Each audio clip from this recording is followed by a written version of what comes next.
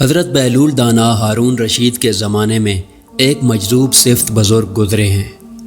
ہارون رشید ان کی باتوں سے ظرافت کے مزے لیا کرتا تھا۔ کبھی کبھی جذب کی حالت میں وہ بڑے پتے کی بات کہہ جایا کرتے تھے۔ ایک دفعہ بہلول دانا ہارون رشید کے محل میں پہنچے۔ ہارون رشید نے ایک چھڑی اٹھا کر ان کو دی اور مزاحاً کہا کہ بہلول، یہ چھڑی تمہیں دے رہا ہوں، یہ اس کو دینا جو تم سے زیادہ بے وقوف ہو۔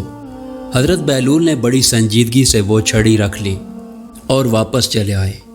بات آئی گئی ہو گئی، شاید ہارون رشید بھی یہ بات بھول گیا تھا۔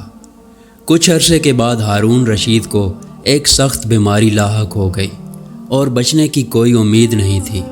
اتباع نے بھی جواب دے دیا۔ بہلول دانا بھی عیادت کے لیے گئے اور سلام کے بعد پوچھا، بادشاہ سلامت، کیا حال ہے؟ ہارون رشید نے کہا، کیا حال پوچھتے ہو بہلول، بڑا لمبا سفر درپیش ہے۔ بہلول نے پوچھا کہ کہاں کا سفر؟ ہارون رشید نے کہا کہ آخرت کا سفر۔ حضرت بہلول نے سادگی سے کہا کہ واپسی کب ہوگی؟ جواب دیا کہ بہلول، تم بھی عجیب آدمی ہو، بھلا آخرت کے سفر سے بھی کوئی واپس ہوا ہے؟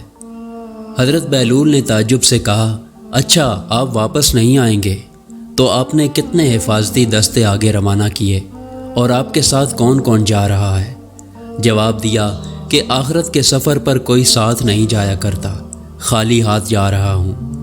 بہلول دانا نے فرمایا، اچھا اتنا لمبا سفر اور کوئی معین و مددگار بھی نہیں، تو لیجئے۔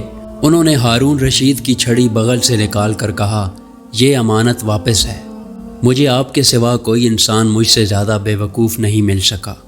آپ جب کبھی کسی چھوٹے سفر پر جاتے ہیں تو ہفتوں پہلے اس کی تیاریاں ہوتی تھیں، حفاظتی دستے آگے چلتے تھے، حشم و خدام کے ساتھ لشکر ہم رکاب ہوتے تھے، اور اب اتنے لمبے سفر میں جہاں سے واپسی بھی ممکن نہیں، آپ نے تیاری نہیں کی۔